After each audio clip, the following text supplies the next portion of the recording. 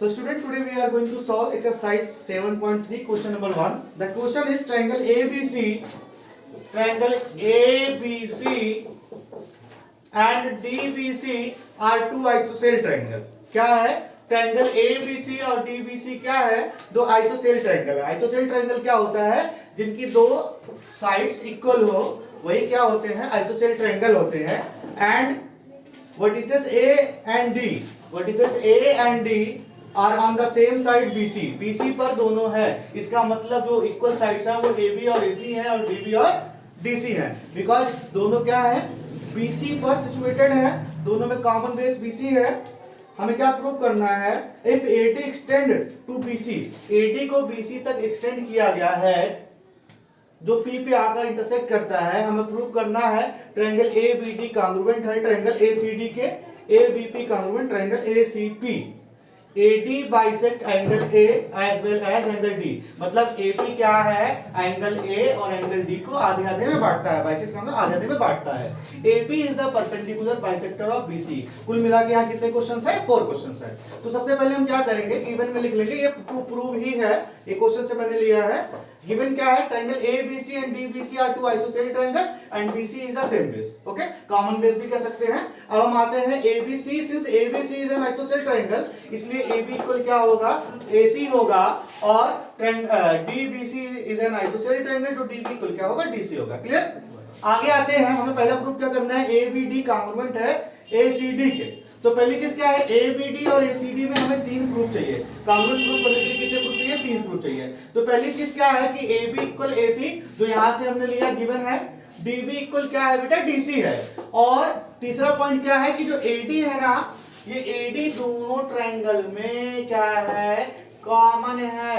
AD is common side between the two triangles ABD and ACD. So here we have 3 proofs. Hence triangle ABD congruent है triangle ACD के by triple S congruency. अब जब दो triangle आपस में congruent होते हैं तो each corresponding angles क्या होंगे? इक्वल होंगे. सो एंगल BAD और CAD क्या होगा? इक्वल होगा. इसलिए ये एंगल BAD और CAD क्या होंगे? इक्वल होंगे. इसका मतलब क्या है कि AD बाइसेक्ट करता है एंगल A को. It means AD bisect angle A. दस क्या लिख सकते हैं आप बच्चों? AD bisects angle A. चलो ये पॉइंट प्रूफ हो गया. बाई CPCT हमने लिख दिया. अब हम क्या करेंगे? दूसरी चीज क्या है? ABP और ACP को हमें कॉन्ग्रुएंट प्रूव करना है. तो ABP और ACP कॉन्ग्रुएंट कैसे प्रूव होगा? यहां भी हमें 3 प्रूफ चाहिए. तो हम क्या करेंगे? हम ABP और ACP ट्रायंगल ले लेंगे. ABP and ACP. ABP और ACP में AB और AC है ना, यहाँ AB है और AC है, दोनों साइड इक्वल होगी.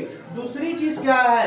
ये एंगल जो है, ये angle BAP and CAP are equal because we have proved above. हमने ऊपर इसको प्रूव कर दिया है.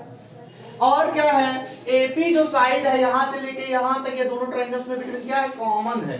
तो AP इक्वल AP हो गया. So by side angle side congruency triangle ABP is congruent to triangle ACP. Hope you have understand. अब जब दो ट्रायंगल आपस में कॉन्ग्रुएंट है तो ईच करस्पॉन्डिंग साइड्स भी इक्वल होंगे. तो जब ये पूरा ट्रायंगल इससे कॉन्ग्रुएंट है तो ये BP इक्वल क्या होगा? CP होगा. हमने लिख दिया BP equal CP by CPCT. ठीक है? इसका मतलब क्या है? अब देखो आगे बढ़ते हैं. इस लाइन की हमें यहां जरूरत नहीं है.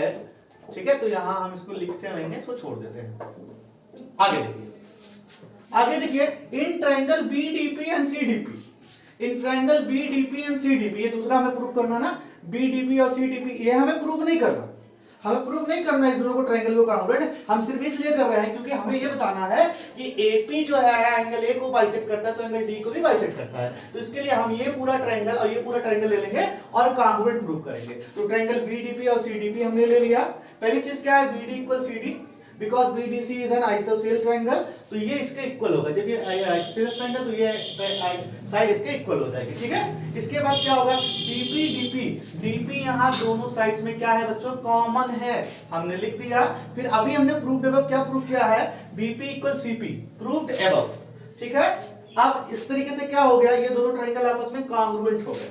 तो इसलिए क्या हो जाएगा? एंगल BDP कॉन्ग्रुएंट क्या है? Angle CDP. ये चीज हो गई. एंड एक चीज और होगा angle BDP angle BDP equal होगा बच्चों एंगल सीडीपी के बाई सीपीसीटी